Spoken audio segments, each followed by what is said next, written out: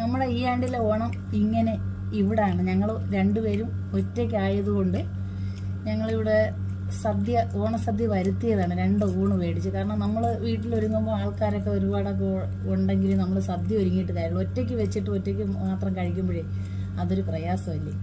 അതുകൊണ്ട് കടയിൽ നിന്ന് എടുക്കുന്നില്ല വേണ്ടി നമുക്ക് ഓണം വേണ്ടാന്ന് വിചാരിച്ചിരുന്നു. കാരണം നാട്ടിൽ പോയി അമ്മയ്ക്ക് സുഖമില്ലാതെയൊക്കെ വന്നു.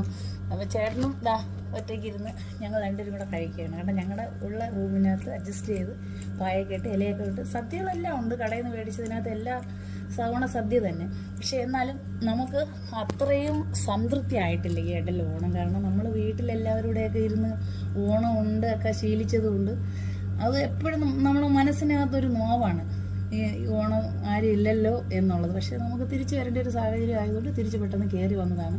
പ്രതീക്ഷിക്കാതുള്ള പോക്കുമായിരുന്നു. അല്ലെങ്കിൽ ഞങ്ങൾ പോയ ഓണം അമ്മയുടെ കൂടി ഉണ്ടിട്ടൊക്കെ വരത്തുള്ളൂ.